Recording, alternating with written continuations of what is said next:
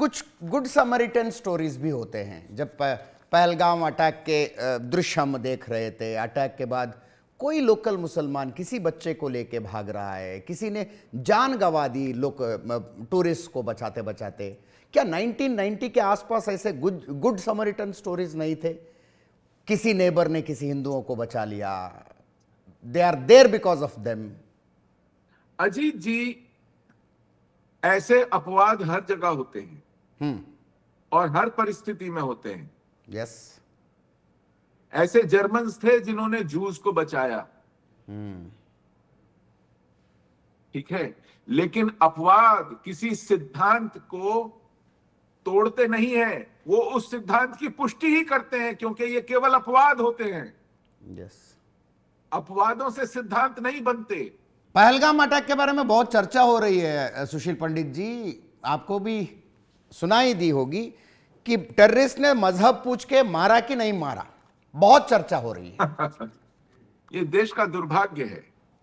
जिन लोगों ने ऐसी चर्चा की है या ऐसा संशय व्यक्त किया है, मैं ईश्वर से कामना करता हूं कि किसी दिन उनके बेटे बेटी संबंधी के साथ ऐसा हो, ताकि उनका ये सब संशय दूर हो जाए कि हमारा सामना किस आपदा से है, किस संकट से है।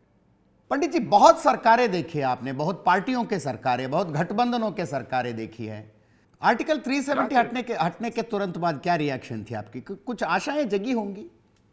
हाँ, मुझे लगा कि ये देश अब नींद से जागा है और इसने जिहाद को ये चेतावनी दी है कि अब आपसे हम युद्ध करेंगे, अब आपकी खुशामद नहीं करेंगे। यस। आपको बहलाना फुसलाना नहीं करेंगे, आपका दिल नहीं जीतेंगे, अब आपकी कमर तोड़ेंगे। आर्टिकल 370 का हटाना लगभग युद्ध की घोषणा थी जिहाद को, लेकिन ऐसा नहीं हुआ।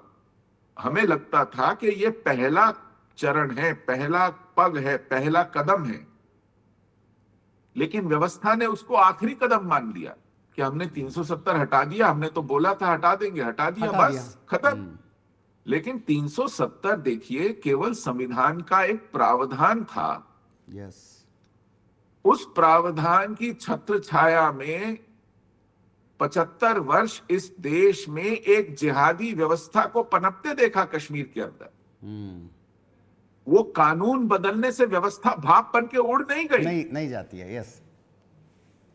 उसके जो लोग थे, उसके जो इंस्ट्रूमेंट्स थे, उसका जो नेटवर्क था, उसकी जो संपदा थी, उसके जो साधन थे, वो तो इंटैक्ट थे। वो तो जमीन पर जाकर डिसमेंटल करने पड़ेंगे ना। सही है। Yes, which did not happen. जी, आप एक वैक्सीन बना दें और कहें कि हमने वैक्सीन बना दी है, ये सुनकर कोविड अपने आप तो नहीं भागेगा ना। आपको वो जाके वैक्सीन लगानी है, एक व्यक्ति को 2-2 बार 3-3 बार लगानी है। यस। तो 370 का हटना केवल वैक्सीन बना देने वाली बात थी। अब जा करके वो उसको जमीन पर क्रियान्वयन नहीं करेंगे, आप केवल घोषणा कर देंगे दूरदर्शन पे, तो कोविड अपना बिस्तर बोरिया लेकर भागेगा थोड़ा ही। सही है। यस। उसको इंप्लीमेंट करना है। आपने आज तक कोई मुकदमा नहीं, हम 3 बार सुप्रीम कोर्ट गए, and once court told that too much time has passed. हाँ, अब आप सोचिए, चलिए कश्मीरी हिंदू आम लोग हैं, भारत की वायुसेना के स्क्वाड्रन लीडर रवि खन्ना और उनके 4 सहयोगियों को पॉइंट ब्लैंक रेंज से गोली मारी, और गोली मारने वाला यासीन मलिक बीबीसी के साथ हार्ड टॉक में ये कबूल करता है कि हाँ हमने गोली मारी। वो आज तक जिंदा है। टाडा कोर्ट में उसका मुकदमा अभी तक पेंडिंग है, वो चल ही नहीं रहा है। अगर आपकी वायुसेना का स्क्वाड्रन लीडर, उसकी जान कीमती नहीं है, टाडा कोर्ट में चलने वाला टेरर केस इंपॉर्टेंट नहीं है, तो हम सब लोग तो साधारण लोग हैं। आपने दिल जीतने के लिए, खुशामद करने के लिए ये सब कार्रवाई रोक दी। यस। हिंदू जानों की कोई कीमत नहीं है, और हिंदू शरणार्थी कैंपों में इसलिए नहीं गए ताकि वहां के मुसलमान नाराज ना हो जाएं। तो कश्मीरी हम इशू इन इज पर डीप कार्रवाई- inside an ideological issue, that's what you mean to say? Absolutely. And we don't want to address it. It is the elephant in the room. Yes. हम इस पर कार्रवाई इसलिए नहीं करना चाहते क्योंकि हमको लगता है कि इससे नाराज हो जाएंगे लोग। मैं आपको एक उदाहरण और देता हूं। 1991 में, अभी हमें वहां से निकले 1 वर्ष भी नहीं हुआ था, अच्छा।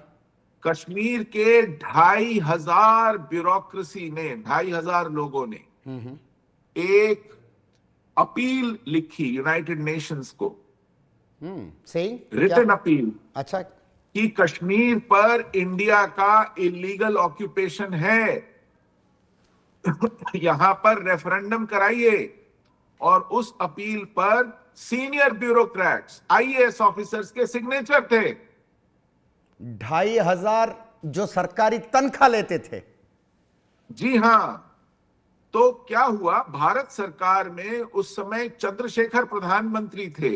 अच्छा। ये जनवरी 1991 का समय है।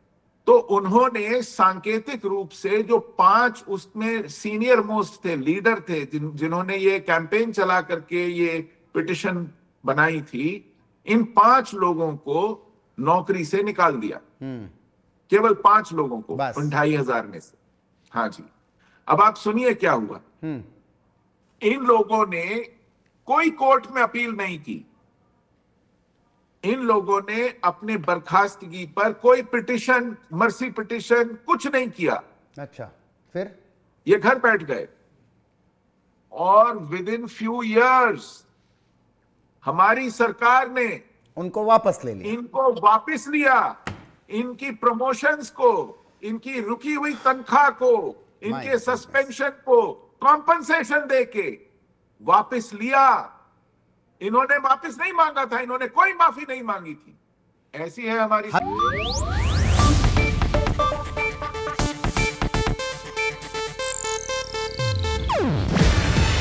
ಇದು ಏಷ್ಯಾನೆಟ್ ನ್ಯೂಸ್ ನೆಟ್ವರ್ಕ್ ಪ್ರಸ್ತುತಿ. ನೀವು ನೋಡ್ತಿದ್ದೀರಾ ಏಷ್ಯಾನೆಟ್ ಸುವರ್ಣ ನ್ಯೂಸ್.